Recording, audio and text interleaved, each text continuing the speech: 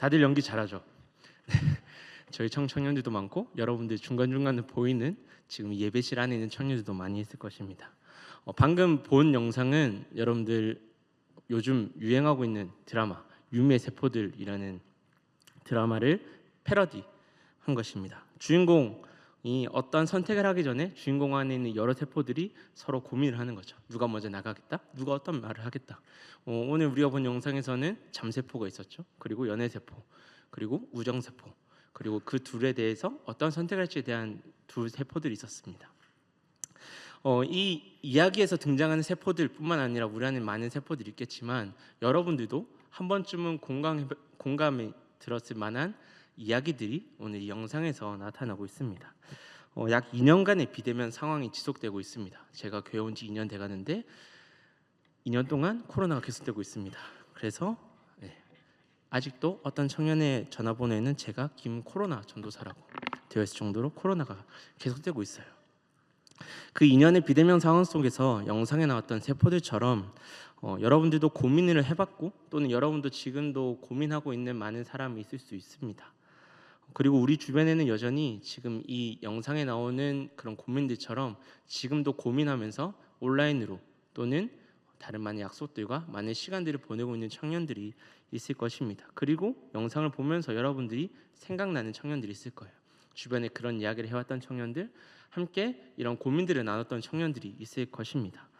영상을 보면서 지금 생각나는 지인들 중에서 여러분 옆에 예배 자리에 함께 하지 못하는 이들이 있다면 오늘 예배를 마치고 이 영상을 공유하고 함께 이야기를 했으면 좋겠습니다. 예배에 대해서 그리고 우리의 신앙 생활에 대해서 말이죠. 여러분에게 먼저 질문을 하나 하고 싶습니다. 여러분, 왜 그리스도인의 삶은, 그리고 우리가 말하는 그리스도인의 삶이라고 말하는 신앙생활은 우리에게 살아가면서 점점 더 어렵게 느껴지는 걸까요? 단순하게 믿기만 하면 되는 줄 알았는데 그리스도인으로 살아간다는 것이 무엇을 의미하기에 우리가 여러 고민들 속에서 살아가는 것일까요? 저는 이렇게 생각합니다. 그리스도인으로 살아간다는 것은 그리스도인이라는 정체성을 가지고 살아간다는 것입니다. 다시 말해 우리 모두가 알고 있는 것처럼 예수님을 나의 구원자로 믿는 삶을 살아가는 것이 그리스도인의 삶이라는 것이죠. 그런데 예수님을 거부하고 부정하는 이 시대 속에서 예수님을 나의 구원자로 믿는 사람이 그리스도인이며 지금 예배드리는 우리들인데 여러분도 삶에서 느끼는 것처럼 그리스도인으로 살아간다는 게 우리가 정말 순탄치 않습니다. 정말 쉽지 않은 삶을 살아가고 있습니다.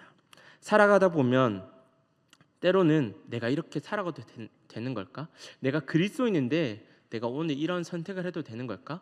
내가 오늘 잘 살은 걸까? 질문이 들 때도 있고 그 질문이 심해지면 스스로를 갉아먹는 자괴감이 될 때도 있습니다. 그렇다면 우리는 어떻게 살아가야 될까요? 어떻게 사는 것이 우리가 이 시대 속에서 그리스도인으로 살아가는 것일까요? 오늘 귀신 들린 아이를 고치는 이야기를 통해서 우리가 그리스도인으로 살아간다는 것에 대해서 함께 나누려고 합니다. 이야기는 이렇습니다. 아이의 아버지는 어린 시절부터 귀신 들린 아이를 데리고 예수님께 찾아왔습니다. 성경에서 예수님께 찾아온 많은 사람들을 보면 삶의 끝자락에 있는 사람들입니다. 야이로 회당장도 그렇고요. 38년간 피 흘리는 혈류증 여인도 그렇고요. 대부분 거의 모든 사람들이 예수님께 찾아왔던 이들은 자신이 할 수 있는 모든 것을 해봤는데도 안 되는 절박한 상황 속에서 예수님을 찾아왔습니다. 오늘 이 귀신 들린 아이의 아버지도 귀신 들린 아이를 데리고 올 때 그 마음은 성경에 나오는 예수님을 찾아왔던 많은 사람들과 다르지 않습니다. 18절에서 20절을 보면 아이의 상태에 대해서 이야기합니다. 여기서 보면 어려서부터 아이가 귀신에게 붙들려 있었다라고 이야기합니다. 그리고 거꾸러지고 거품을 물고 이를 갈고 몸에 핏기가 사라진 것처럼 보이고 물과 불에 뛰어들었다라고 이야기합니다. 어려서부터 아이가 그렇게 자라왔다라는 것이죠. 만약 여러분 주변에 이런 사람이 있다면, 여러분 친구 중에 이런 사람이 있다면 여러분이 그 친구를 온전하게 받아들일 수 있을까요? 어른이라면 조금 더 받아들일 수 있지만은 어렸을 때부터 이렇게 자란 아이라면 주변에 친구가 있기 힘듭니다. 주변에서 당연히 왕따를 당하고 따돌림을 당할 수밖에 없는 아이라는 거죠. 어려서부터 많은 상처를 받아왔던 아이라는 겁니다. 근데 아이의 삶은 부모와 연결될 수밖에 없습니다. 아이가 그렇게 자라오면 자연스럽게 부모 또한 세상 속에서 많은 사람들과의 관계 속에서 소외될 수밖에 없고 아이의 운명과 함께 할 수밖에 없습니다. 일상생활이 힘든 그런 가정이었다라는 것이죠. 그런 아이의 아버지가 예수님께 아이를 데리고 왔습니다. 귀신 들린 그 상태 그대로 예수님께 왔습니다. 그에게 예수님은 마지막 희망이었습니다. 이전에 귀신을 쫓아냈던 많은 이야기를 들었을 것입니다. 그리고 예수님이라면 자기가 많은 노력을 해봤지만 더 이상 안 되는데 지금 예수님이라면 귀신을 쫓아내셨던 분이었기 때문에 우리 아이를 회복시킬 수 있으시겠구나, 귀신 쫓아낼 수 있겠구나, 그 믿음 하나 가지고 이 아이의 아버지는 아이의 손을 이끌고 나옵니다. 많은 무리가 있는 곳입니다. 많은 사람들이 있는 곳입니다. 그런데 예수님을 있다라는 그거 하나 믿고 갑니다. 예수님이 고쳐주실 것이라는 믿음이 이 사람에겐 있었다라는 것이죠. 그런데 아이의 아버지는 그의 믿음이 실패하는 경험을 하게 됩니다. 오늘 말씀 18절입니다. 제가 읽겠습니다. 귀신이 어디서든지 그를 잡으면 거꾸러져 거품을 흘리며 이를 갈며 그리고 파리해지는지라. 내가 선생님의 제자들에게 내어 쫓아 달라 하였으나 그들이 능히 하지 못하더이다. 예수님이 자리를 비운 상황이라서 제자들에게 이 아이의 아버지는 귀신 쫓아나달라고 했습니다. 오늘 말씀 9장 앞서서 6장에 보면 실제로 제자들은 귀신을 쫓아낸 경험들이 있습니다. 아이의 아버지는 당연히 제자들이 그렇게 했으니까 가능할 거라 생각하고 부탁한 것이죠. 요청한 것입니다. 그런데 그 요청의 결과는 그가 믿음을 가지고 나왔던 그 자리는 실패의 자리였습니다. 제자들은 쫓아내지 못했습니다. 아이의 아버지에게는 그곳이 마지막 희망이었고 절망의 끝자락에 서 있을 수밖에 없는 현실이었습니다. 제자들의 실패로 이 아이의 아버지의 믿음은 산산이 부서졌습니다. 그러던 중 그가 처음 원했던 대로 예수님이 오고 계셨습니다. 22절을 보면 그 예수님을 만난 이 아이의 아버지의 믿음의 상태를 볼 수 있습니다. 그는 예수님께 말합니다. 무엇을 하실 수 있거든. 제자들에게서 경험한 실패 이후에 그에게는 믿음이 사라져 있다라는 겁니다. 단서를 건다는 겁니다. 예수님 당신이 할 수 있습니다 라는 것이 아니라 주님 그래도 당신이 하실 수 있다면 해주십시오. 그가 믿음을 가지고 나왔지만 믿음이 실패되었을 때 그는 믿음을 잃어버리게 되었던 것입니다. 그렇지만 혹시나 하는 마음으로 예수님께 하실 수 있다면 해달라라고 오늘 이야기하는 것입니다. 예수님은 그런 그의 말씀에 대해서 딱 한 가지 이야기하십니다. 다른 이야기도 하지 않으십니다. 23절에 곧이어서 나옵니다. 예수께서 이르시되 할 수 있거든이 무슨 말이냐, 믿는 자에게는 능히 하지 못할 일이 없느니라 하시니. 예수님께 자신의 문제를 해결하기 위해 나왔지만 가장 중요한 믿음이 무너져 있던 아이의 아버지에게 예수님은 다른 것을 요구하지 않으셨습니다. 그에게 믿음을 요구하셨습니다. 아이의 아버지는 그 믿음을 요구하는 예수님의 말씀에 지금 이 아이를 고쳐달라는 대답이 아니라, 아이를 고쳐달라는 요구가 아니라 이어지는 24절에서 그는 자신의 믿음 없음을 긍휼히 여겨달라고, 자신의 믿음 없음을 도와달라고 그의 요구가 바뀌게 됩니다. 그리고 나서 이어지는 이야기들에서 예수님은 아이에게서 귀신을 내어 쫓으셨습니다. 그런데 여기서 한 번 더 문제가 발생합니다. 26절입니다.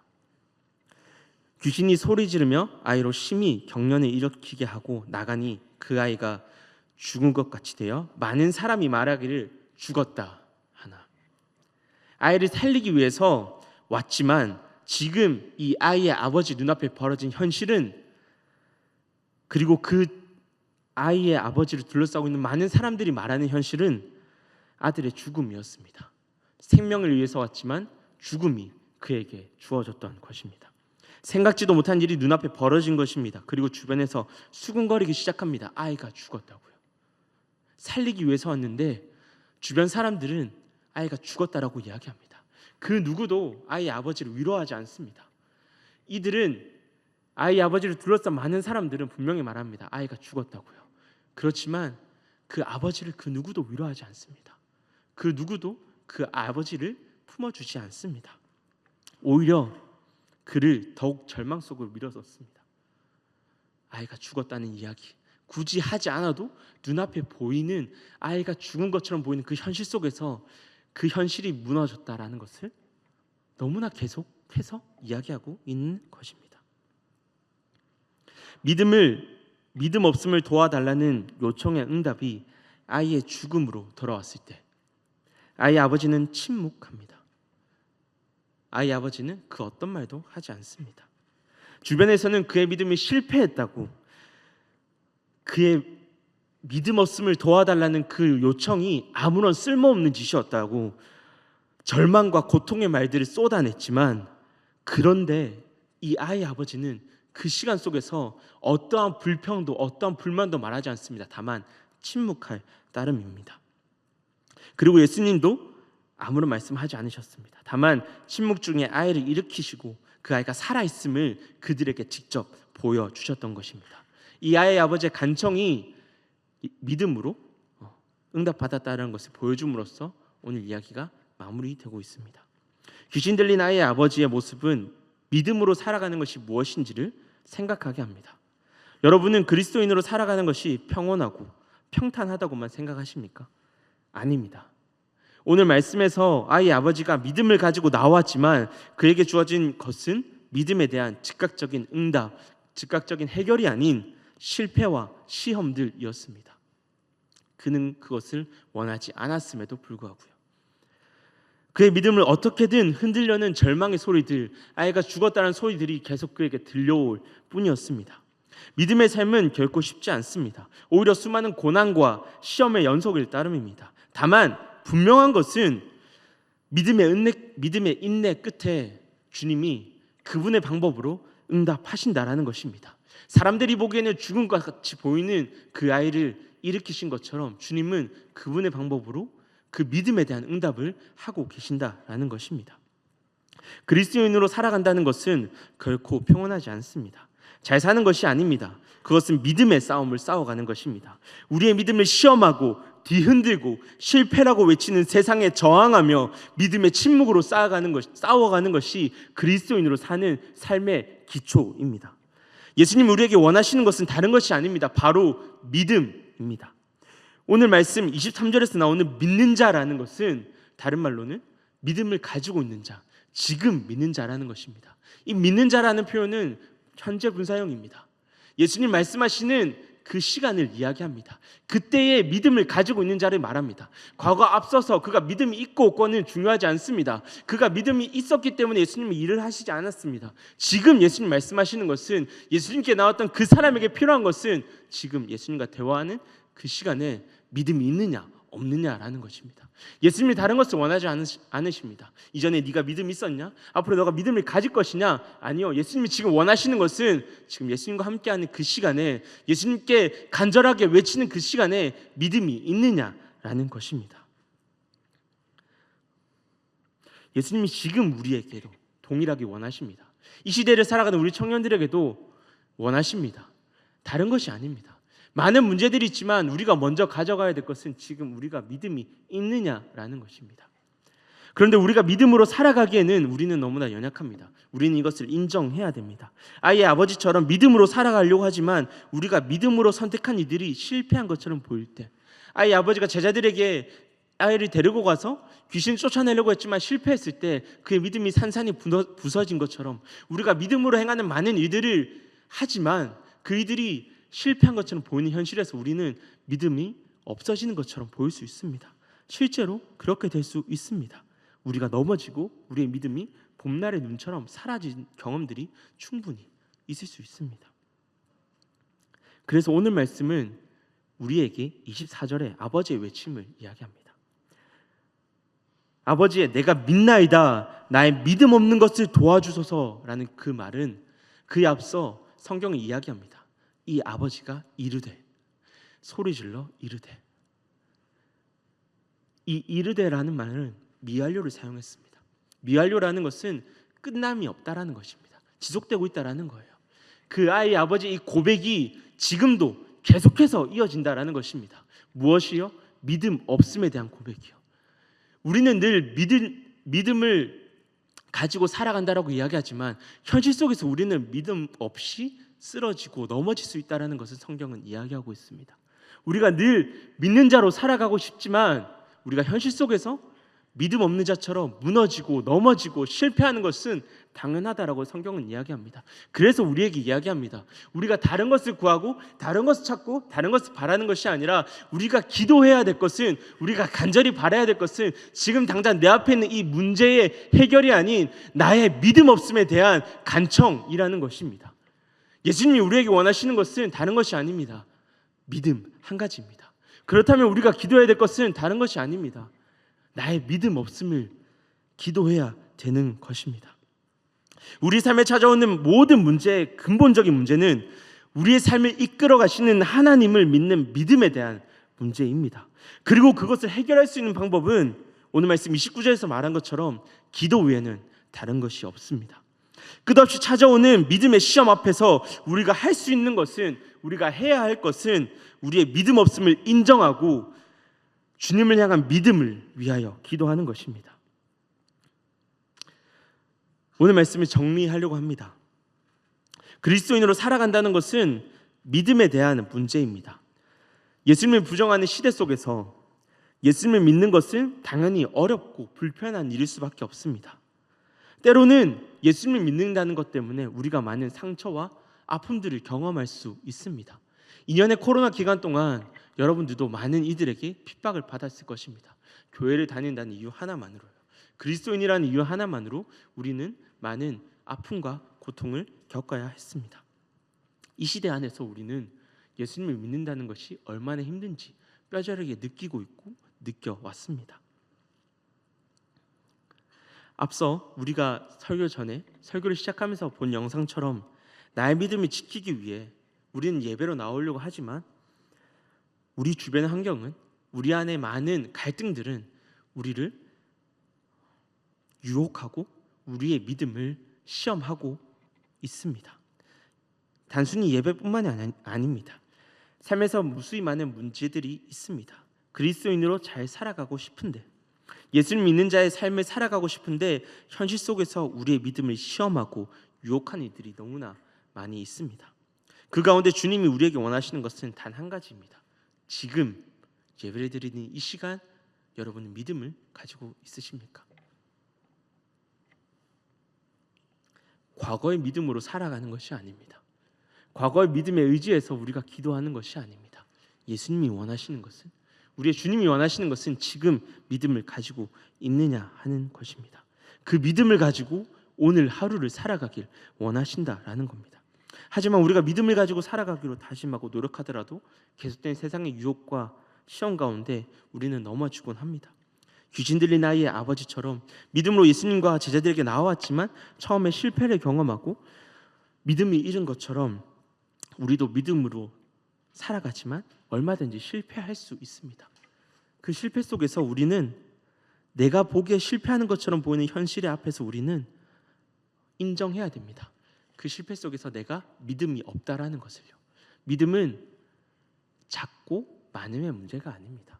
성경 어디에도 믿음이 작고 많음에 대해서 이야기하지 않습니다. 믿음은 있고 없음의 문제입니다. 겨자씨만한 믿음이 있다면 이 산을 들어 저 바다에 심겨서 살아가라라고 말할 수 있다라고 말씀하신 예수님의 말씀처럼 믿음은 작고 많음의 문제가 아닙니다. 예수님이 원하시는 것, 주님이 우리에게 오늘 원하시는 것은 작은 믿음이라도 하나님이 일하실 것을 믿음을 가지고 있다면, 그 믿음에 의지하여서 우리가 기도한다면 주님은 그 기도에 응답하신다라는 것입니다. 하지만 우리는 늘 넘어질 수 있습니다. 그 넘어짐에 있어서 예수님 말씀하시는 겁니다. 기도하라고요. 우리가 흔들릴 수밖에 없기 때문에, 우리가 이 세상을 살아가면서 믿음의 삶을 살아가기에 너무나 연약한 존재이기 때문에 우리는 기도해야 됩니다. 현실의 문제들 앞에서 귀신 들린 아이의 아버지처럼 내가 믿음 없는 것을 인정하고 하나님께 구해야 됩니다. 현실은 얼마든지 우리의 믿음을 없애기 위해서 많은 상황들을 만들지만 현실을 보는 것이 아니라 지금도 우리 삶에서 일하고 계시는 주님을 믿는 믿음을 위해 기도해야 됩니다. 여러분, 하나님에 대한 믿음이 작아진 것처럼 여겨지십니까? 여러분, 인정하십시오. 믿음이 없는 겁니다. 믿음이 없는 것을 인정하고 구하십시오. 주님, 내가 믿음이 없습니다. 나의 믿음 없는 것을 도와주소서. 하나님은 그 기도에 응답하시고 그분의 방법으로 그분의 때에 여러분의 믿음에 응답하실 것입니다. 예수님은 겨자씨만큼 작은 믿음이라 할지라도 그 믿음을 보시고 일하십니다. 우리가 그분을 신뢰하고 그분을 믿는 믿음 안에서 이 시대를 살아갈 수 있는 그리스도인이 되길 간절히 축복합니다.